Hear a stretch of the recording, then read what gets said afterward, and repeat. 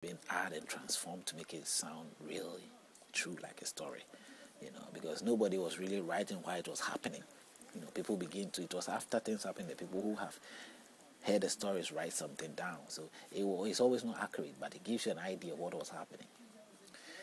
So the black people, the white, the Jamaicans or whatever they are right now, and all those people around those places, Seychelles, whichever place they are, they might have that attachment of blackness in them, and after most of them, and competitive information from Africa and all that to suppress the misinformation they have got among their fellow black people.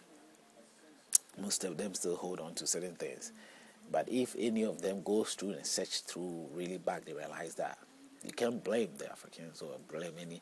It's like, why should they even come in to buy another human being? Or why should that slave trade thing should be encouraged? And I said, what's the culture?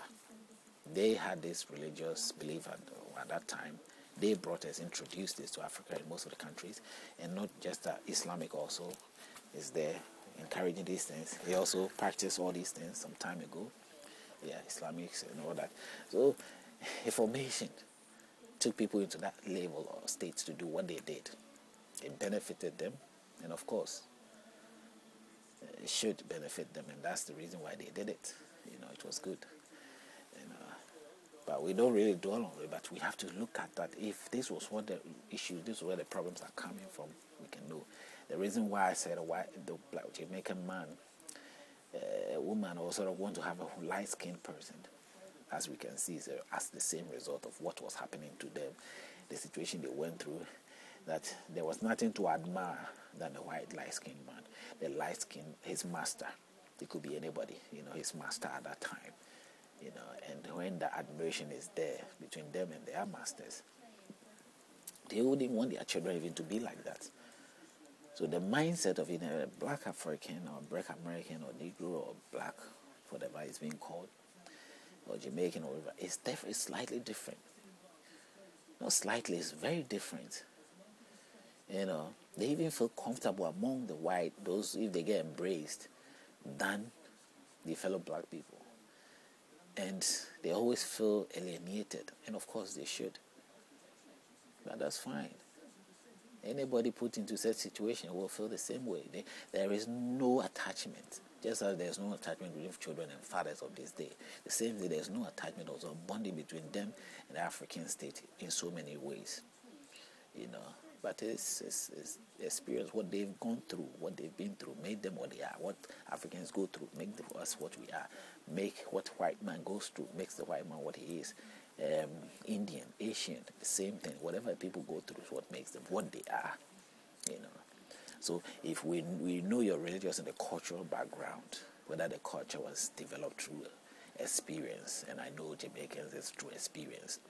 They don't really have a real culture. They lost the language. They lost most of the things.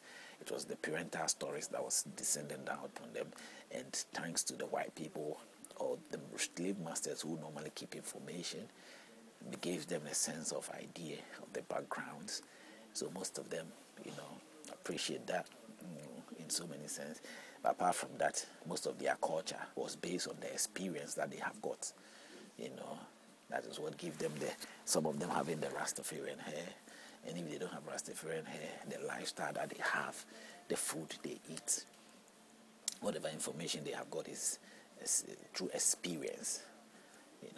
In the same way, Africa, the same thing. Those people of Africa, they all came from lands, and they've settled there.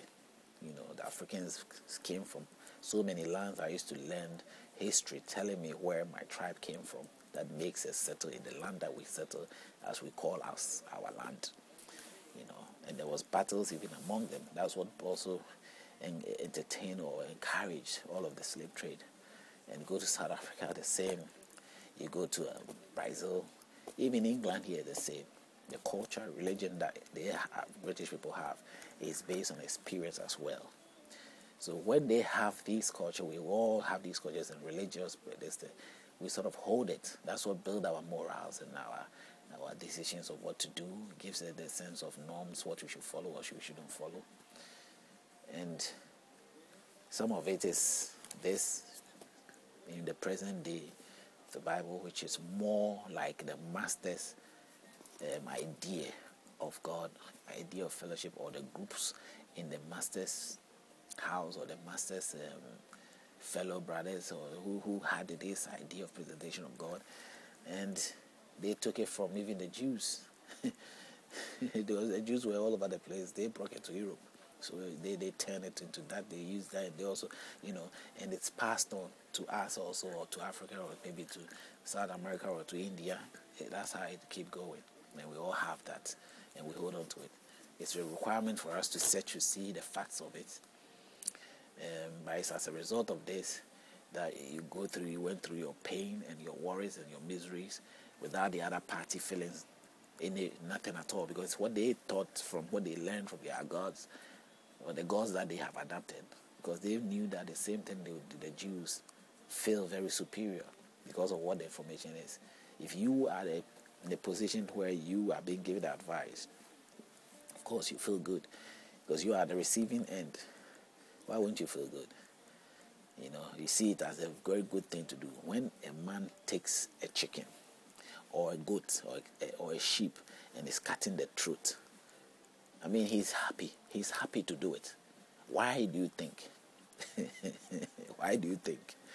You can make it up. Think about yourself. I can give you a good idea of what the man thinks. The day you cut the throat of a sheep or a turkey, and in the Christmas time you put it on the table, if you didn't cut the throat, you pick it. The slaughterhouse has already done it, and you pick it and you put it on the table, and you're cutting it and you're eating it. You are the receiving end. But I'm sure that turkey is not happy when you are cutting his throat. I'm sure that goat is not very happy when you slice the throat. Neither is the camel. Today they invented something, but some of the Islamic people believe that they have something which they say they call a practice which they believe will help to sort of let the animal go through a painless process of slaughter, and they see it as very holy and good, so it should be practiced. No matter how you cut the throat of a cow or a goat, it's still painful. Whether you cut it quickly or you cut it slowly, whether you inject first, whichever way, death is death. The animal is enjoying his life. You go to the Sahara Desert or go to wherever and see the animals in their world, in their habitat. They're jumping and they're happy.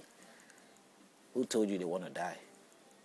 They don't even want the other animal who can fight them to come and fight them and kill them. They don't want the lion coming to catch him and bite him into two. They enjoy their moment. You don't want to die. You enjoy your habitat. Nothing wants to just end its life like that or die. So when we look at it that way, you see the clear picture. It's the same way they are the receiving end. The slave master was going through the rules because according to the norms to him, it was normal. I am cutting the throat of a turkey or a cow or a chicken. I'm feeling it is normal for me to do that. I'm going to eat it, so I'm happy. The slave master gets his slave. He's happy. It's normal. According to his belief and understanding and culture, it's normal. Even his God allows it. Now we also have the book. What are we going to do with it? That is what we are doing. You see, Africans or whichever people individually, people have this book, and when they learn it, they have a houseboy or they have a housemaid. I mean, they feel at ease. They don't feel any worries if they are struggling. And you can see people claiming religion, Christianity or whatever, and you can go and see how they are maltreating other people. The fact that the person is houseboy, he's a witch or wizard. The person comes from you can easily because he's looking under the person, because thanks to the book and advices he's got, and it's happening individually, it happens in nations, it happens individually. That's how it happens, gradually, small like that, and then it becomes something. So if you know the source and you tackle it, you ask yourself, would the living God who created the slave and the slave master, would he do that, or should he do that? That slave master and the slave, what's the difference? That slave has every qualities of the slave man.